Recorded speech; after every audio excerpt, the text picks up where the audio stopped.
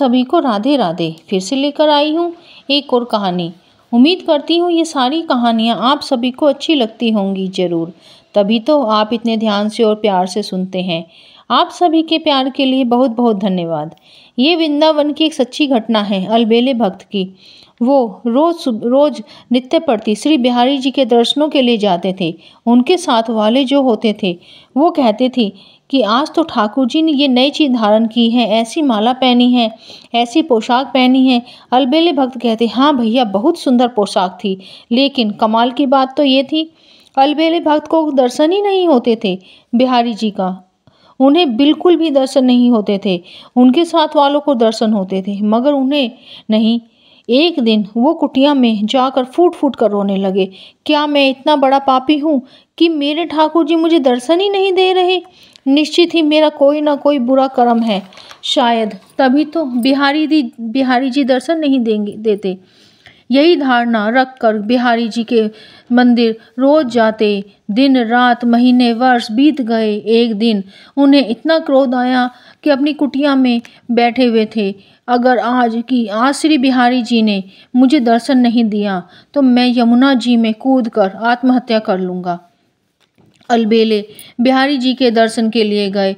जैसे ही मंदिर में प्रवेश किया, प्रणाम करके जैसे ही गर्दन उठाकर देखा, आज भी बिहारी जी के दर्शन नहीं हुए।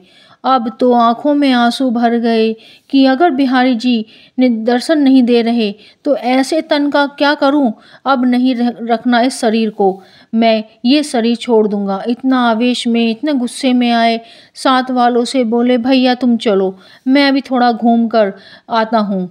वो सीधे गए यमुना जी पर, यमुना मैया की तरफ। जैसे ही यमुना जी की रेती पे आगे बढ़ने लगे, अचानक ही एक कोढ़ी व्यक्ति सामने से आया, जिसके शरीर में से कुष्ठ बह रहा था, कोढ़ टपक रहा था, बदबू आ रही थी जिसके शरीर से। उसने आओ देखा ना ताओ सीधा अलबेले भैया के भक्त के चरणों को पकड़ लिया, रोने लगा। अलबेले भक्त बोला, भैया एक तो मैं वैसे ही मेरा मूड खराब है और तू क्यों तंग कर रहा है, चल भाग यहाँ से।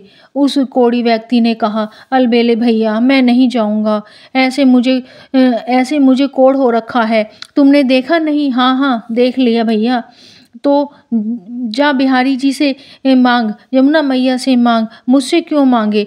बिहारी जी ने मुझसे कहा है कि यदि अलबेले भैया कह देंगे कि बिहारी जी इसको ठीक कर दो तो ही मैं ठीक करूँगा, वैसे नहीं करूँगा। अलबेले भक्त अब समझ नहीं पा रहे थे, क्रोध करूं, कृपा मानूं या क्या करूं।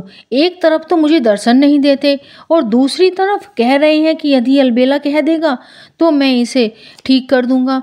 अलबेले भक्त बड़े परेशान। उन्होंने बोला, मैं तो मरने ही जा रहा हूँ, मुझे क्या फ़र्क पड़ता है, कह देता हूँ एक बार, मुझे क्या दिक्कत है? अगर मेरे कहने से ये ठीक होता है तो अभी बोल देता हूँ। अलबेले भक्त ने हाथ जोड़कर कहा, हे बिहारी जी तुमने मेरी तो कभी सुनी नहीं, अगर मेरी अब सुन रहे हो तो आपसे सिर्फ इतना ही निवेदन करता हूँ कि इस कोढ़ी को ठीक कर दो।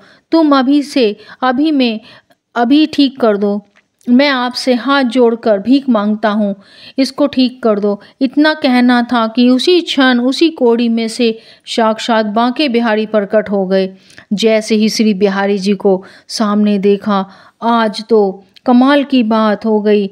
फिर बस बांके अलबेले भैया के झरझर करके अलबेले भैया भक्त को रोने लगा, मेरे बिहारी जी, मेरे ठाकुर जी इतनी परीक्षा लेते हो, इस कोढ़ी के रूप में थे, ये सब नाटक करने की क्या ज़रूरत थी? आज तक आपने दर्शन नहीं दिए मुझे, क्या मैं इतना बड़ा गुनहगार हूँ? आज तक दर्शन नहीं दिए। बिहारी जी की आंखों से आंसू छलक गए। गोविंद जी कहते हैं, अलबेले भैया मैंने दर्शन इसलिए नहीं दिए आपको क्योंकि मुझ में हिम्मत नहीं थी तुम्हारे सामने आने की। क्यों? अलबेले भक्त ने कहा, क्यों नहीं? क्यों? श्री बिहारी जी बोले, दुनिया वाले मेरे दर पर आते हैं, मेरे दर्शन करने के लिए आते हैं। जो भी आता है कुछ ना कुछ मांगता है। एक तुम ही ऐसे भक्त हो तुम्हारा पूरा जीवन निकल गया, तुमने कभी मुझसे कुछ नहीं मांगा। तो मेरे अंदर ये गलिनी आ गई थी कि मैं कैसा भगवान हूँ कि एक अपने भक्त को भी कुछ नहीं दे पा रहा हूँ। और आप कैसे अलबेले भक्त हो कि आपने आज तक कुछ नहीं मांगा कि श्री बिहारी जी, मुझे तुम ये दे दो। मुझ में हिम्मत नहीं थी कि मैं तुम्हें दर्शन दूं या तुम्हारे सामने आऊं, मगर आज तुमने इस कोड़ी के माध्यम से मुझसे कुछ तो मांगा है कि बिहारी जी इस कोड़ी को ठीक कर दो। जैसे ही तुमने मांगा तो मुझे तुम्हारे सामने आने की हिम्मत मिल गई, इसलिए मैं प्रकट हो गया। ये सब सुनकर अलबेले भैया ठाकुर जी के चरणों में गिर गए, सर रख कर चरणों में। मेरे ठाकुर जी, मुझे नहीं पता था कि बिना प्रयोजन की भक्ति इतना मायने रखती है। ठाकुर जी कहते हैं कि अगर कोई मुझसे धन ऐश्वर्य मांगता है तो मैं उसे सब कुछ दे देता हूँ, मगर जो भक्त मुझसे कुछ नहीं मांगता उसे मैं अपने आप को ही दे देता हूँ। तो ये बताओ, जगत मिले तो अच्छा है या जगदीश्वर मिले तो बहुत अच्छा है। अगर ये कहानियाँ आपको अच्छी लगे तो कमेंट में राधे राधे ज़रूर लिखना, लाइक सब्सक्राइब करना अगर अच्छी लगे तो। फिर मिलेंगे एक और नई कहानी के साथ। राधे राधे।